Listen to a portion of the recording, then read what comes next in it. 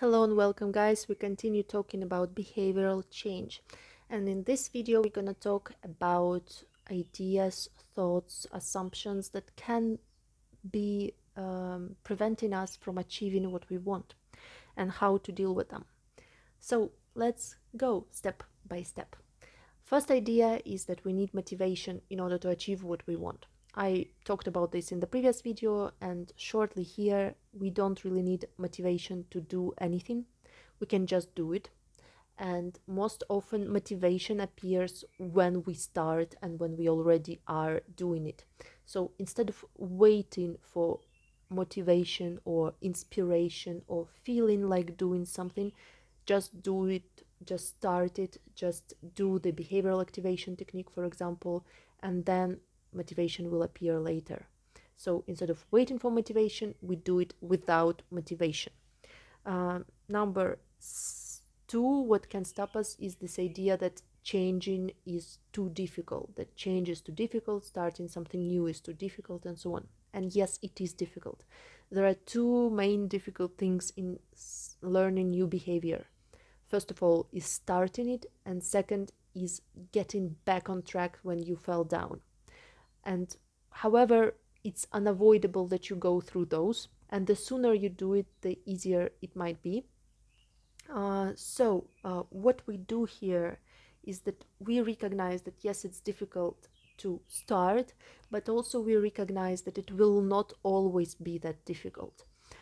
For example, when you start exercising, at first it takes a lot of willpower to continue, it takes a lot of courage, it takes a lot of dedication and attention.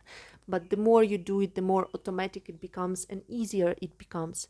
And let's say after a year of regular exercising, it's just second nature to you. You do it without any effort. So it works for everything like that. The more you practice something, the easier it becomes. So starting something new is the most difficult time, and it kind of gets like a spiral. First several movements are very difficult, but the more you move, the easier you cover this distance. Okay, so it kind of works like spiral, starting small and going bigger and bigger and bigger. And same unfortunately happens in bad direction. Like if you feel a little bit depressed and because of it you stop eating well, you stop going out, you stop exercising, you start spending more and more time alone, you get more and more and more depressed, and it gets more and more difficult to stop this spiral, this negative spiral. So the sooner you stop negative spiral and try to reverse, the better. And this is the difficult point. And the more you practice something, the easier it becomes. So you can remind yourself about that.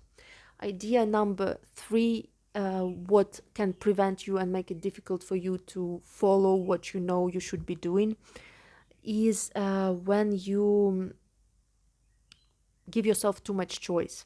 I discussed it in the previous video as well, that we should not be giving ourselves choice. When we decide we do something, like for example, if you decide that you should eat your breakfast, you just eat it every day. Don't ask yourself, do I want to eat or do I not want to eat? If you decided that you should be brushing your teeth every time before sleep, you just do it every day. You don't ask yourself, you don't give yourself any choice. You just do it automatically without giving yourself space to even ask yourself, do I feel like doing it, and so on. So this is number three. Number four, what can help us is a connection of our daily tasks with long-term goals. And here, for example, I like this technique. It's called Diary of 100 Days, or you can take any amount of days, basically. What you do is you take a diary and you count 100 pages, and after 100 pages, you write down an entry into your diary where you describe your day and your life in 100 days if you implement the behavioral change that you want to implement. And then you describe it in detail. If you want, you can use my miracle question technique in the goal setting skills videos. And you describe it, and then you go back to today, 100 days, previous 100 days, and then you start implementing little changes during those 100 days to get to this day that you described. And this is very wonderful technique that helps you connect your daily small actions to the goal that you have. Here we have like short-term goal, like just 100 days, so it's really nice. And these can help you actually do things that you know you need to be doing. Step number, not step, but thing number 5 that can prevent us from achieving behavioral change is setting too big goals or too difficult tasks, and instead we should separate them in small steps and focus on small steps. And behavioral activation technique that we discussed in previous videos is designed exactly for that, so you can use that. Small tiny steps are much better to actually do something you know you should be doing. Next, what we what can be stopping us from achieving what we want is this idea that I cannot do anything, I cannot control anything, like kind of capitulating before even trying enough. This oftentimes happens. In schematherapy, it's called like this capitulating protector or something like that. Anyway, here we also often hear about this learned helplessness or just helplessness that each of us feels when we don't have enough skills or experience in something, and we can have this idea that what we do doesn't influence the situation. Like, for example, you're worried you get fired, and you have this impression that no matter what you do, you cannot control it. It's completely in the hands of your manager. And here I recommend you doing this technique of making a list of things that you can do to make sure you get fired. Like what you can do to get fired, let's say. Like you can insult people, you can get late to work, you can work badly, you can make horrible mistakes, and so on and so on. And this helps you see that actually you do have a lot of influence on whether you get fired or not. And you can adapt it depending on your life situation where you feel like you don't have control. Write a list of things you can do to actually make sure you lose this opportunity or you get the worst result possible, and you will see you can do tons of different things to actually make it possible. Idea number 7 that stops us is when we set tasks for us that are too difficult, again, too big. We should set tasks and ask ourselves how likely it is that I will do it. And the likelihood should be 95% or more. If you have it less than 95% on your estimation, it means the task is too difficult, or you need some help doing it, or something is not right and you need to improve it. I discussed it in the previous video. It should be 95% or more of probability that you will actually do it. So don't set yourself tasks that are less than this. Yes. Number 8 is we set up tasks in such repetition and duration that doesn't fit us. Like, for example, instead of doing something every day, we decide like, I will be exercising 4 hours today. This is too much, and this can be sabotaging us and setting us up for failure. Next, what can be harmful, a different kind of ideas about the result. Like, we have unrealistic expectation about result. Like, we have this idea that, oh, if I start eating and exercising and doing behavioral activation, my depression will disappear tomorrow. Or if I do this kind of practice for my mental health, I will feel better immediately tomorrow. So this kind of unrealistic expectation of having results too fast can also stop us from achieving what we want and from doing what we know we should be doing. So tell yourself that no result will not come fast. It will take some time, and most likely it will take more time than we expect. And this is completely normal. Other ideas that can sabotage our activities and doing what we know we should be doing are fantasies about getting saved. We imagine that some prince will come and save us from the dragon. We imagine that somebody will help us get rid of our mental illness or loneliness or anxiety or something else. We place hope outside, and we are not active in changing our own life situation.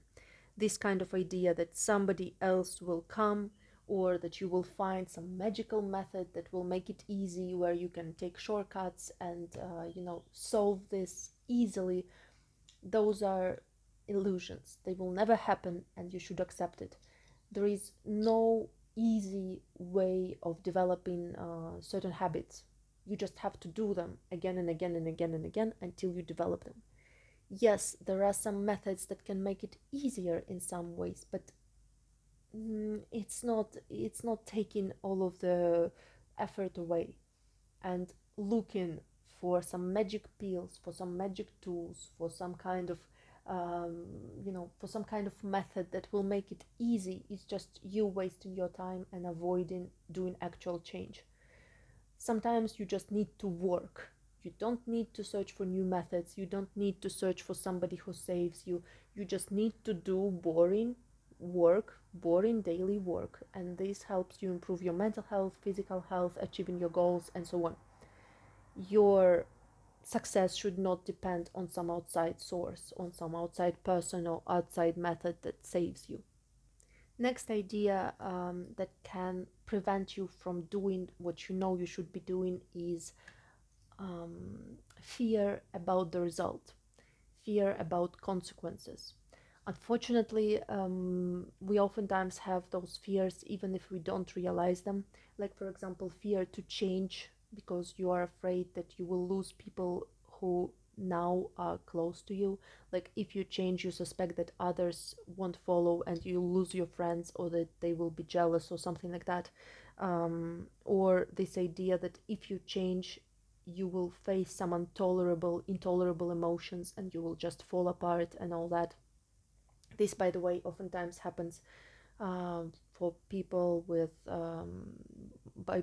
borderline pattern, because they feel their sense of self as very kind of fragile and easy to fall apart. So they might avoid trying new things because it can feel scary for their sense of self. So this kind of idea that I might not be able to tolerate emotions if change comes. But in reality, you are in control of your change, and you can do it in exactly right speed and difficulty. So you can control the difficulty of steps you're taking, and this way give yourself time to adapt.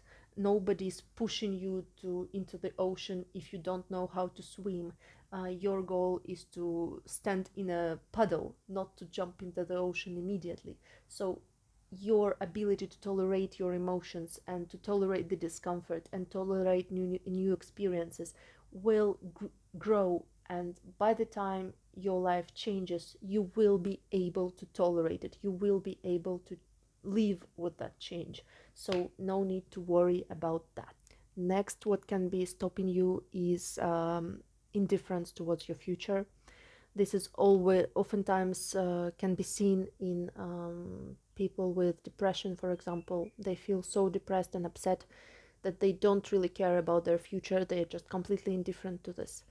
But in this condition, it's really important to remember that this indifference towards your future and towards yourself and towards people you love is actually just symptom of your depression. Your depression can distort your priorities, what you like and what you don't like, what you find valuable or not. So while you are depressed, you might feel hopeless, and you might think that I don't really care if my future is horrible or not. I don't really care about changing. But it's important to remember that you might not care now while you're depressed, but if you get out of this depression and if you actually build the life that you love in your future, you will care so much and you will be so grateful to yourself, actually soldiering on and fighting with this depression and getting out of it. So remember that even if you feel like hopeless now and you feel like it doesn't matter now, your future self might be very, very happy that you did not give up. So remember this, keep it in mind. And oftentimes, not only your future self, but other people whose life you make better. So important to know. Next, what can be stopping you is fear of disappointment and pain. Unfortunately, when we try to change many, many, many times and then we don't manage to do that, we get so much disappointment and pain out of that that we give up on trying and we just accept that it's not possible and we don't want to even try to change things.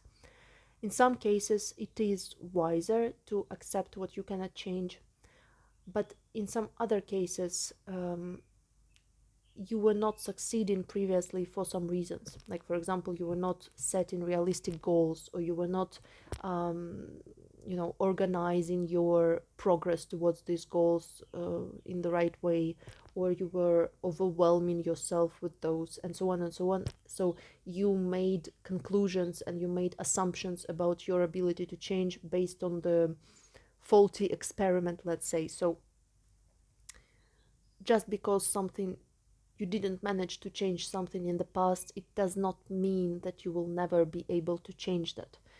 Just because something led to disappointment or pain in the past does not mean that it will lead to the same thing in the future. For example, if you tried being in a relationship and it was abusive or toxic, it doesn't mean that your future relationship will be the same. So this is just another cognitive distortion, another distortion that we are just used to things that we had in our past and we expect them in the future, even if they might not repeat themselves. So it's really important to know this and also to tell yourself and to know that you managed to go through pain and disappointment in the past. You can manage it in the future. Yes, it will be unpleasant, but you can manage, you can do it. You are resistant and you have done it before. And also, what is important to note to yourself is that we never have guarantees that something will succeed. We never have guarantees that some relationship will be wonderful or something like that. So we need to choose and pursue things that we find so meaningful and so valuable to ourselves that we are willing to take risks for that. When we are willing to risk pain and disappointment, this is when we get the most cool things and most cool relationships and most cool achievements and so on. So some amount of risk is necessary in our life, so it's wise to accept it. Next idea that can be preventing us from doing what we know we should be doing is this hope or idea that you can find some kind of new magic way of doing it easy. This is maybe fantasy of somebody else saving us, or fantasy that we will find some new method, new knowledge, new exercise or something that will fix it and that will make it easy for us to achieve our goal. Of course, sometimes we do find information, techniques, knowledge, and so on that helps us, but still, it doesn't cancel that we still need to work to achieve our goals. And sometimes we don't need some magic pill or miracle to happen. We just need to do boring, repetitive work to achieve our goal. And this kind of idea that we need to be searching for someone or something to save us can lead us to wasting a lot of time, a lot of energy on nothing. So it's much more productive to just focus on ourselves and be our own savior. Of course, we should ask for help if we can. We should get help and support from others when we can to do it. When we can do it, but when we know we should be doing something, let's just do it and not try to avoid it and try to shortcut it and try to do it easier and try to find somebody else who can save us from this or find some method that can make it easier. it's much faster to just do something, even if it's hard, than spending years trying to find someone else to do it or finding some miracles to happen and so on. Next thing that can prevent change is this idea that if you change, it means your previous experience was in vain, that you were suffering in vain. This can happen when somebody, for example, was suffering from, let's say, anxiety their whole life, and then they come into therapy and they notice it works and they notice it actually helps. And then they have to go through the experience of mourning all the years they were suffering from this while help was possible. And this is difficult to accept, and this is really mourning process, like when you lose someone you love or when you recognize that you lost your years of life because you did not have access to help back then. So this is necessary, and of course it is unfair if you spend a lot of time suffering in vain, but still spending more time suffering doesn't fix your past. It just takes away from your future, so you should accept it and let it go, unfortunately. Next thing that can be preventing our change is this idea that if I feel better, I won't know who I am anymore. Unfortunately, many of us have been living their whole life with trauma or harmful behaviors or bad habits or difficult emotional pain or something like that. So when we feel better, it's completely new experience for us. And we need to change our views about ourselves, about people around us, about the world around us, and so on. And this can be a lot of work. So, yes, if you do change, maybe you will have to rediscover who you are and to actually find out who you are. And this is part of changing. And this is why many people can have this resistance to change, because their self tries to remain the same and not have to reinvent itself. But on the other hand, you can think about it with openness and curiosity as well. Like you get to live as if several lives during your lifetime. Like you lived as one person and then you kind of died in a way and you get reborn as somebody a bit different and rediscovering yourself, rediscovering who you are and what you like and where you're going and so on. So it can be a really, really meaningful and wonderful experience if looking at it from this curiosity and openness point of view. So yes, change, even like small change, can make significant influence on our perception of self, world around us, and other people. But it's nice thing, we should welcome it, and it's not scary. You can adapt it, you can develop new perception of who you are, and yes, maybe you will have to say goodbye to some parts of yourself that no longer help you, but you can develop new parts. And unfortunately or fortunately, this is part of life, accepting change, accepting new things, and letting go of old things. And this happens when we die, of course, and when people that we love die, but it also happens with every season, when we change place where we live, when we change our habits and behaviors. We kind of are always dying and getting born, um, every single day. So this is part of life, and it's nice to accept it and to see beauty in it. Next thing that stops us from actually changing our behavior are expectations about our future as well. Like, for example, if I manage to do it, people will expect more of me. Like, if I manage to get out of my depression, I will have to deal with more things in life. If I manage to exercise and sleep well and feel well and take care of my health, I will have to take care of my career. and this is scary. And we oftentimes get stuck in some kind of things because we are scared of the future problems. So this can also prevent us from changing our behavior. mm, Scaring Getting scared of bigger and bigger requirements. What to do about that? You can negotiate with yourself and with your family or close people that even if you feel better, you can still take your time to adjust, and take your time and not take too much responsibility at once. That you can, even if you feel better, even if you stop being depressed, for example, you can take your time to figure out your career. You can take your time and take small step at once, and not suddenly have a lot of things to figure out. So you can agree with that, about that, with your family or partner, or with yourself even, so that getting better is not a reason for you to be more anxious and more worried. Okay, so that you can be certain you're going to be safe when you feel better.